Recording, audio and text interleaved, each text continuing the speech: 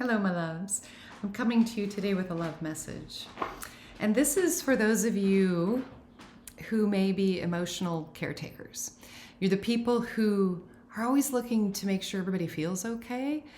Lots of times you're doing this before you even know you're doing it because you're empathic and you're energetically sensitive. So your subconscious and your energy field has already picked up a ton of information about the state of others, and you reflexively start tending the room, the field, the people. And you also may do it really directly. You may have children or friends or significant other, and you try to, if they're upset or if they're struggling, you're very highly invested in making sure that they feel okay, that they're not suffering, that they're not in pain. You may also venture into the realms of people pleasing and of taking care of feelings of others before yourself. And you may have also started noticing, maybe for a while, that actually feels really crappy. You notice that you're not able, first of all, to manage how others feel. Oftentimes your efforts to help them aren't successful. Or if you've upset them, then you try to manage that and damage control that situation. So the key word here is control, that actually trying to emotionally caretake people is a control mechanism.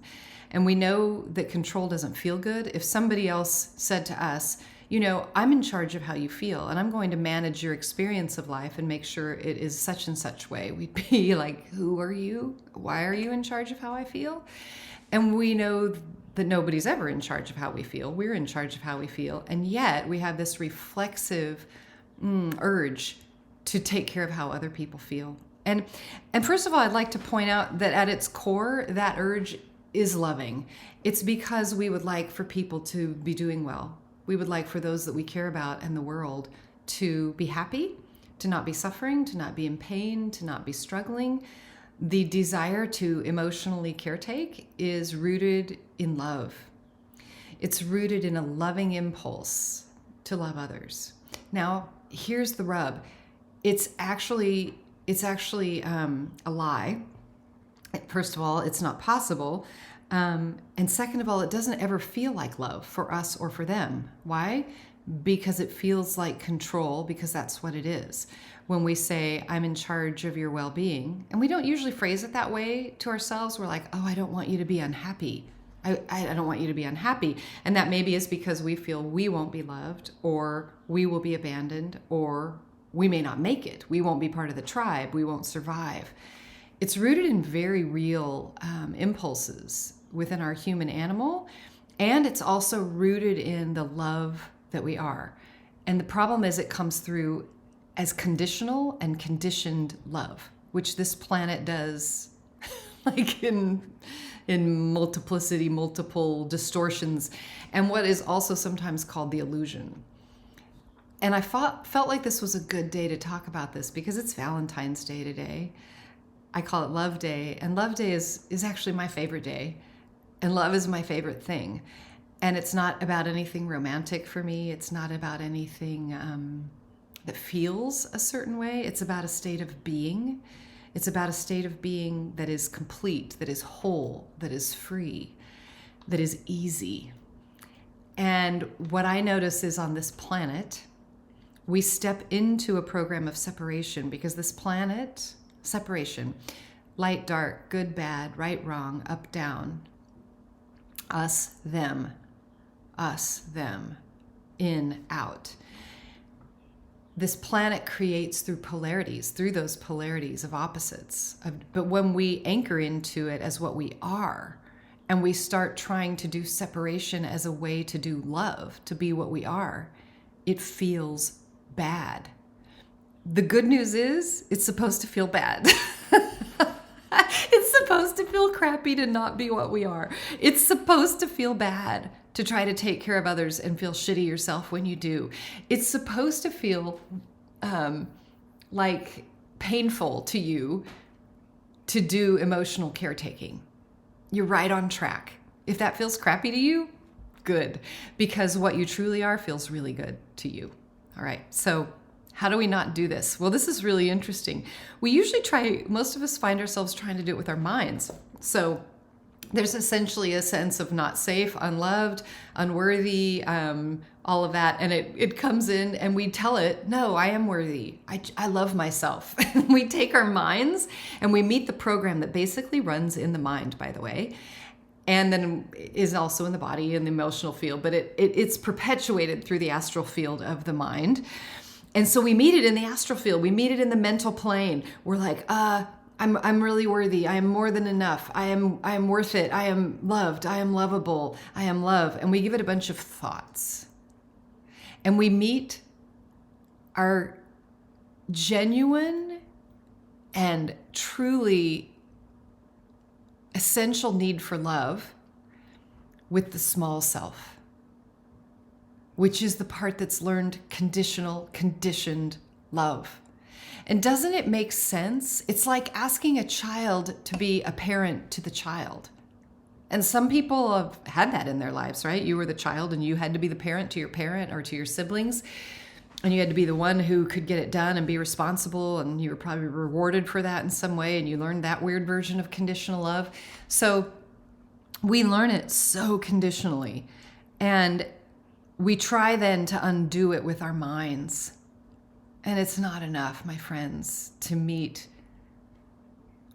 the cosmic, the full universal need of the being to be what it is, which is unconditional love. It can't be met with just the small self. This is why, if you've been doing self-love and you know the concepts of it and it's not quite landing in you, that's why. Yeah. So the key is to love yourself as presence, as your full infinite being, as your awareness, as your God self, whatever your word is for this. And that's what I guide people to do. That is my ultimate jam. Because what I find is as people learn a new relationship, which is from the whole to the part, instead of from trying to do it part to part, you get it from the whole to the part. Everything heals. We actually feel and experience being loved, being worthy, being safe. All of it.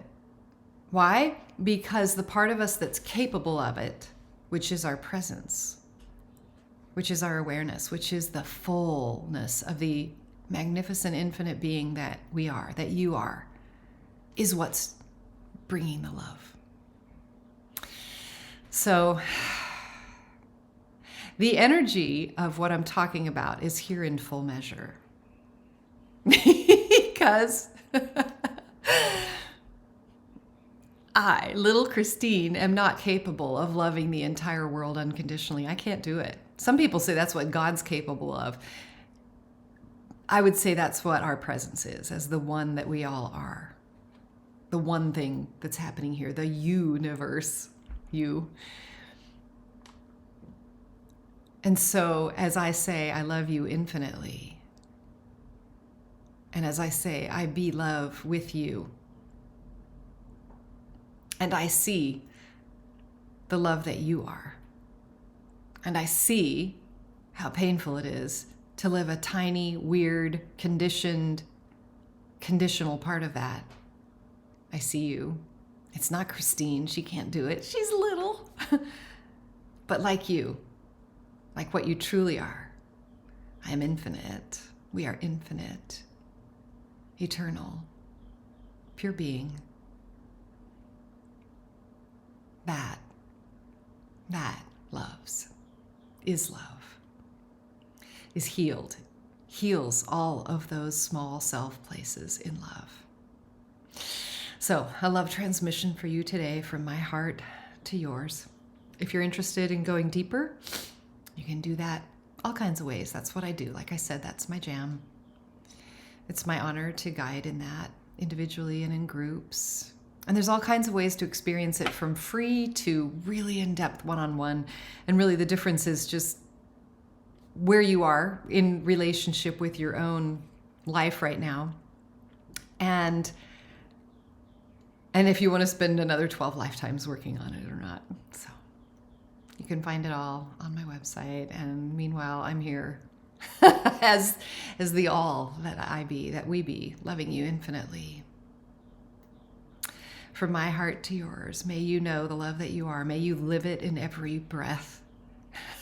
May you burst at the seams with this infinite radiant love that you are and that we all are. And may that love light up the world. Aloha.